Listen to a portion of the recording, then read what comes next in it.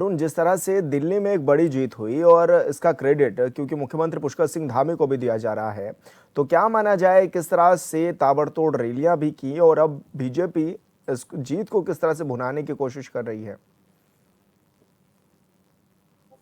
में करीब 27 साल भारतीय जनता बाद जो है भारतीय जनता पार्टी की सरकार बनी है और 27 साल का सूखा भारतीय जनता पार्टी ने दिल्ली में समाप्त किया है और करीब 40 से अधिक सीटों पर भारतीय जनता पार्टी ने जीत हासिल जो है वो की है। हालांकि अभी कुछ सीटों के नतीजे आने अभी भी बाकी है, लेकिन लगभग जो है 40 सीटों से अधिक भारतीय जनता पार्टी ने जो है दिल्ली में वो हासिल की है। तो ऐसे में जो जिस तरीके से पूरा प्रचार प्रसार भी रहा और कई अहम मुद्दों को लेकर के दिल्ली के चुनाव में भारतीय जनता पार्टी भी गई।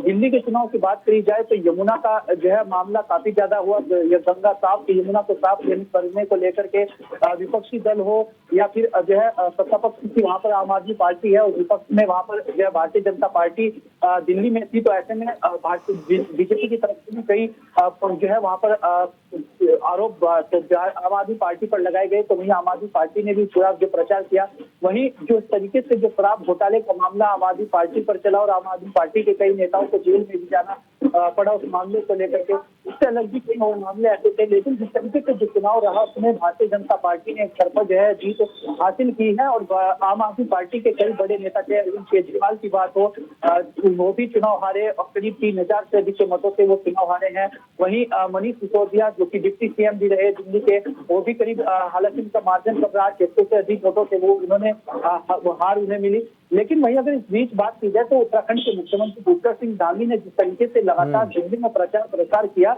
उसका लाभ भारतीय जनता पार्टी को मिला है और अधिकतर सीटें ऐसी है जहां पर मुख्यमंत्री पुष्कर सिंह धामी प्रचार करने के लिए गए, वहां पर भारतीय जनता पार्टी को प्रचंड जीत हासिल हुई है। जिसमें कि जो है लगातार जिस तरीके से करीब 25 से अधिक जनसभाएं, रोड शो, रैलियां मुख्यमंत्री पुष्कर सिंह धामी ने दिल्ली में की और दिल्ली में जिस तरीके से उत्तराखंड प्रवासी जो है वहां पर रहते हैं, करीब 40 लाख आबादी जो है उत्तराखंड प्रवासियों की दिल्ली में तो है, तो उसका भी जो है फायदा भारतीय जनता पार्टी को वहां पर मिला है। चाहे वो पटपटगंज विधानसभा सीट की बात की जाए, वहां पर मुख्यमंत्री पुष्कर सिंह धामी ने प्रचार किया और भारतीय जनता पार्टी के प्रत्याशी रवि नेगी वहां पर चुनाव जीते और करीब अच्छे मार्जिन से जो है 20,000 के ऊपर के मार्जिन से उन्होंने जीत हासिल की।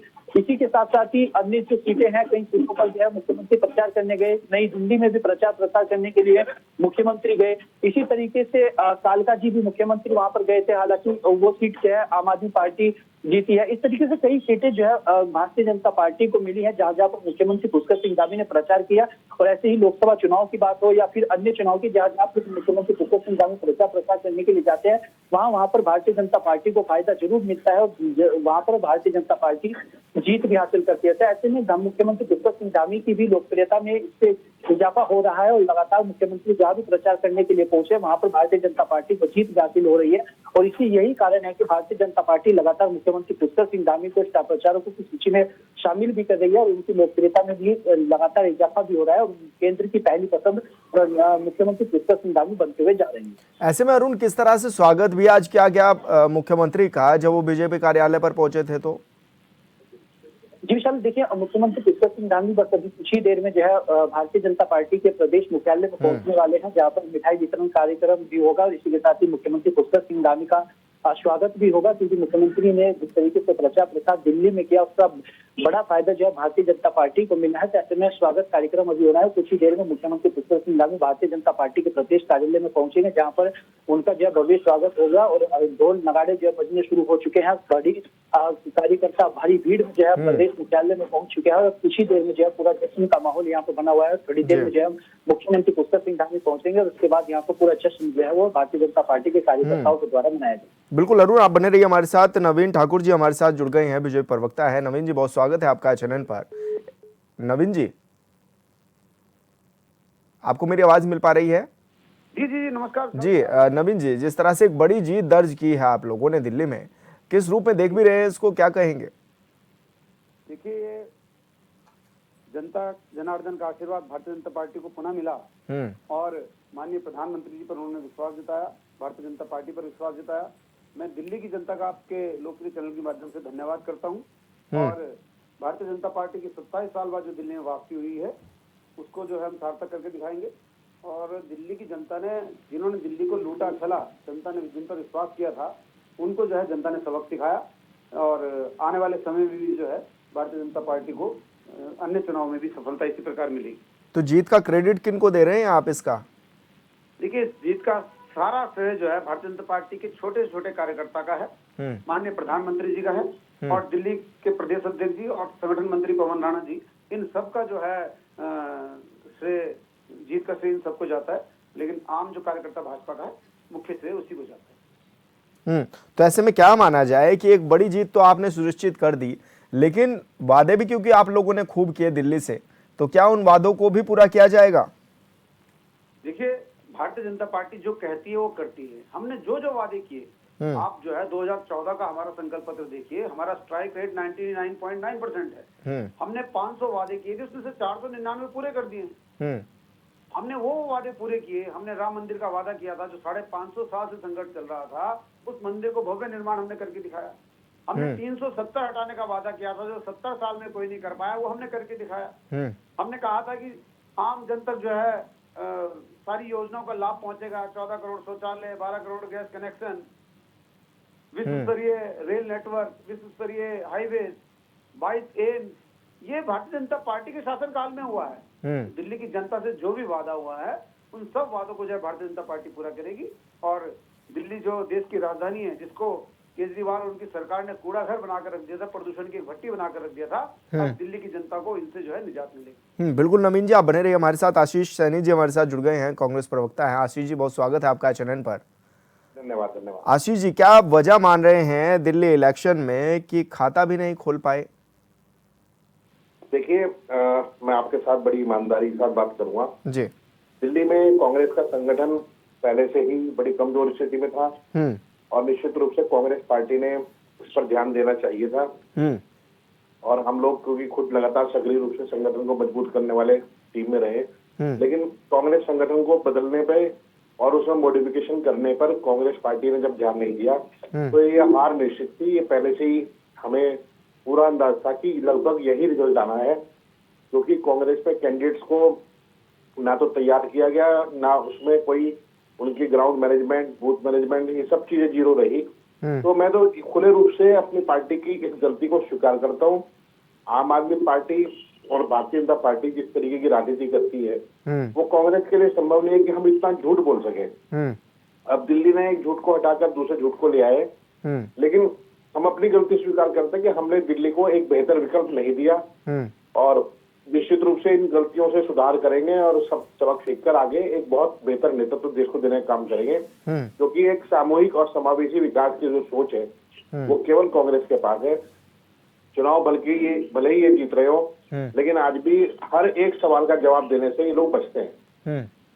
लेकिन आशीष जी, ऐसे में तो ताबड़तोड़ रैलियां आपने राहुल गांधी की कराई, और ऐसे में यह भी देखा जा रहा था कि राहुल गांधी काफी एक्टिव भी नजर आ रहे थे, तो फिर आप कह रहे हैं कि संगठन कमजोर रह गया? देखिए, राहुल जी ने कांग्रेस की विचारधारा और अपने विजन को प्रदर्शित किया अपनी रैलियों से, अपने कार्यक्रमों से, लेकिन जो दिल्ली प्रदेश कांग्रेस का संगठन है, निश्चित रूप से बहुत कमजोर था जी। गलत लोगों को और अलोकप्रिय लोगों को टिकट दिए जा रहे थे। ये मेरा आदमी, ये तेरा आदमी का काम किया गया, इस तरह से हार हुई है। और ये हार हम सार्वजनिक रूप से पूरे देश के सामने स्वीकार करते हैं कि हमारी गलती से हुई है, और हम इसको ठीक करेंगे, ये भी स्वीकार करते हैं। जी नवीन जी, जैसे कि आशीष जी कह भी रहे हैं कि हार हम स्वीकार कर रहे हैं, लेकिन उन्होंने ये भी कहा है साथ के साथ कि झूठे वादे आप लोग करते हैं, झूठ की पार्टी बताया है उन्होंने। कुंठा में डूबे हैं। 2014 से उत्तराखंड में आप देखिए ना क्या है। 14 में कांग्रेस को जीरो पे इस प्रदेश की जनता ने नकारा, 2019 में जीरो पे, 24 में जीरो पे। कितनी बार जो है हारेंगे भाई? इस प्रदेश की जनता आपकी हकीकत जान चुकी है। 22 में इनको उम्मीद थी ना, 17 में हम हार गए तो 22 में दोबारा आएंगे, 22 में फिर से नकार दिया, 18 में निगम से नकारा, आप देखिए 25 में तो इतनी बुरी तरह नकारा, खाता नहीं खोल पाए। तो ये केवल और केवल जो इनके पास ये रटाए रटाए शब्द हैं और कुछ नहीं है। लोकतंत्र में जनता जनार्दन है, जनता देखती है, जनता को रिजल्ट चाहिए, काम करने वाले लोग चाहिए, विकास चाहिए। विकास के मुद्दों पर सरकार जो है चुनाव लड़ती है। ये 60 साल से कह रहे हैं गरीबी हटाएंगे, गरीबी हटाएंगे, उन्होंने गरीबों को हटा दे, गरीबी नहीं हटा पाए। माननीय नरेंद्र मोदी जी के कुशल नेतृत्व में 25 करोड़ जो है लोगों को हम गरीबी रेखा से बाहर लाए हैं। ये होता है राजकाज, ये होती है सत्ता। इनकी तरह नहीं, हमने सत्ता को हमेशा सेवा माना, इन्होंने सत्ता को जब भ्रष्टाचार माना। आज एक परिवार जिसका जो है आमदनी का कोई जरिया नहीं, आज इसकी सबसे चौथी अमीर महिला इनकी पूर्व राष्ट्रीय अध्यक्ष है। आज युवराज की संपत्ति देखिए, 2019 में जो 14 करोड़ थी, 2024 में बढ़कर वो 25 करोड़ हो जाती है। कहाँ से आगे 9 करोड़ रुपए? तो बताए ना इनकी कौन सी आमदनी है? केवल और केवल भ्रष्टाचार और कुछ नहीं। तो देश और पूरे देश दुनिया जो है इनको नकार चुकी है। कांग्रेस अस्तित्व की लड़ाई लड़ रही है। 1-2 राज्यों में इनकी सरकारें बची हैं, वहां पे भी जो है इनका सुपड़ा साफ हो जाएगा। और कांग्रेस तो है, कल की बात होगी, भविष्य की बात होगी, डूबता हुआ जहाज है। कौन कांग्रेस में जा रहा है? और कांग्रेस छोड़कर जा रहे हैं। आप देखिए दिल्ली में इनके 3 जो है नेता कांग्रेस छोड़कर आए थे और तीनों को तीनों भाजपा के टिकट पर जीत गए। कांग्रेस के टिकट पर नहीं जीते। बताइए आशीष जी, बताइए। कांग्रेस के टिकट पे जो लड़े उनका जो सुपड़ा साफ हो गया। तो ये उसके बाद भी जो है अब मजबूरी है इनकी विचारों की, क्या करें? कुछ ना कुछ तो रखना ही है अपना पक्ष ना। कोई रटे रटाए जो है वाक्य बोलेंगे, रटे रटाए जो है जुमले बोलेंगे, जबकि जनता उन्हीं को एक्सेप्ट करती है जो काम करते हैं। माननीय नरेंद्र मोदी जी काम कर रहे हैं। पिछले 15 वर्षों में जो उन्होंने करके दिखाया, 11 वर्षों में, उस काम को ये 50 वर्षों तक नहीं कर पाए। इनके शासनकाल में कितने 7 एम्स होते थे, आज कितने हैं? 22। 70 साल में 7 और 11 साल में जो है 22, टोटल 27-28 एम्स हो गए। इनके शासनकाल में 2 से 3 किलोमीटर राष्ट्रीय राजमार्ग प्रतिदिन बनते थे, आज 28 किलोमीटर प्रतिदिन बन रहे हैं। इनके राष्ट्रीय कार्यकाल में आपने रेलवे स्टेशनों की कंडीशन देखी होगी, नाक बंद करके खड़ा होना पड़ता था। कितनी बदबू रेलवे स्टेशन रहती थी, कितनी गंदगी रहती थी। आज विश्व स्तरीय रेलवे स्टेशन बन रहे हैं। आज वंदे भारत ट्रेनें किस प्रकार फराटे भर रही हैं। आज जो है किस प्रकार जो है रेल सुविधाओं में, सड़क सुविधाओं में, एरोप्लेन सुविधाओं में कितना जो है विकास हुआ है। इनके टाइम पे 77 एयरपोर्ट थे, आज 150 एयरपोर्ट है, दुगना का विकास हुआ है। सशक्त सेनाएं बनी है। इनके तो रक्षा मंत्री कहते थे पैसे पेड़ पे नहीं उगते। राफेल खरीदने के लिए इनके पास पैसे नहीं थे। सेना के लिए जो है बुलेट प्रूफ जैकेट खरीदने के लिए पैसे नहीं थे। इन्होंने तो बिल्कुल जो है सेना को भी हाथी पर डालते हुए देश की सुरक्षा से भी जो है इन्होंने खिलवाड़ किया। लेकिन आज जो है देश भी सशक्त बन रहा है, हमारी सेनाएं भी सशक्त बन रही है। आज हम राफेल भी खरीद रहे हैं और आज हम ब्रह्मोस जैसी मिसाइलों का निर्माण करके देश दुनिया को निर्यात भी कर रहे हैं। ये बदलता हुआ भारत है। ये विश्व का वो भारत है जो विश्व के अन्य देशों के साथ आंख से आंख मिलाकर बात कर रहा है और कदम से कदम मिलाकर चल रहा है। आशीष जी, आपसे इसी पर मैं जवाब भी चाहूंगा, लेकिन एक बात ये भी कि जैसे कि ये भी बीजेपी कह रही है कि जिन जिन सीटों पर मुख्यमंत्री पुष्कर सिंह धामी गए उनमें से ज्यादातर सीटों पर जीत भी दर्ज हुई, कि मुख्यमंत्री का लगातार कद बढ़ रहा है। किस रूप में आप इसको देखते भी हैं, और जो नवीन जी ने बात कही है उसका भी आंसर दीजिएगा। देखिए, मैं तो चाहता हूँ कि पुष्कर सिंह धामी जी जहाँ भी चुनाव प्रचार पे जाएं, वो सीट वो जीतकर भाजपा की झोली में डाल दें और बहुत अच्छा काम करें और लोकप्रिय सशक्त धाकड़ धामी बन के दिखाएं। लेकिन जब मैं उत्तराखंड के या बुनियादी सवालों पर बात करता हूँ तो धाकड़ धामी कहीं भागते नजर आते हैं। तो दोनों चीजों में बड़ा अंतर है। आप चुनाव जीत रहे हैं, double engine, triple engine, 4 engine, उसके बाद भी काम के नाम पर फेल है और नेतृत्व दे पाने में विफल है। एक भी सवाल का जवाब आप सीधे सीधे दे नहीं सकते। इनसे यदि ये पूछे जाए, जो अमेरिका से अवैध प्रवासी जो आए हैं वो तो हर साल आते हैं, 1500-2000 लोग हर साल आते रहे। जयशंकर जी ने पूरा डाटा रख दिया, लेकिन हथकड़ियों में बांधकर कब भेजा ये नहीं बताएंगे। इसीलिए इन पे जो सवाल हम लोग पूछते हैं, भाई आपने ठीक है हिंदुओं की रक्षा करने का ठेका ले लिया, लेकिन हिंदुओं को सस्ता पेट्रोल, सस्ता डीजल, सस्ती गैस, सस्ती शिक्षा, निःशुल्क शिक्षा, चिकित्सा ये कब मिलेगी? आप कब तक 5 लाख का इंश्योरेंस पकड़ाकर लोगों को कर्तव्य से इतनी कर लेंगे? एक बेहतर स्वास्थ्य सेवा उपलब्ध कराना है, पीएचसी से लेकर एम्स तक, ये आपकी जिम्मेदारी है। आप टैक्स लेते हैं, इसको करिए ना। लेकिन जिस तरह से आप 25 उद्योगपतियों के इशारे पर पूरे हिंदुस्तान को लूट रहे हैं और उस लूट के पैसे से आप सत्ता कब्जा से ले जा रहे हैं। चुनाव आयोग आपके लिए काम करता है, बहुत बड़ा ED, CBI, income tax department आपके लिए काम करता है। उसके बाद तमाम झूठ आप चुनाव प्रचार में बोलते हैं, तमाम छल प्रपंच आप करते हैं। तो ये लोकप्रियता थोड़ी ना है। ये तो छल है, छल से जीत जाइए कोई बात नहीं, लेकिन नेता नहीं बन पाएंगे। बिल्कुल आशीष जी, नवीन जी, आप दोनों ने अपनी बात रखी है। आप दोनों मेहमान हमारे साथ जुड़े, बहुत शुक्रिया आपका। और ब्यूरो चीफ अरुण सैनी हमारे साथ लाइव बने हुए हैं। अरुण, जिस तरह से आपने दोनों ही पार्टियों की बातें भी सुनी, जिस तरह से देखा भी कि किस तरह का विरोध एक दूसरे का जताते हुए नजर आ रहे हैं। हालांकि एक तरफ ये कह रहे हैं कि मुख्यमंत्री पुष्कर सिंह धामी जहां पर गए वहां पर उन्होंने ताबड़तोड़ जनसभाएं की और जीत भी दर्ज कराई।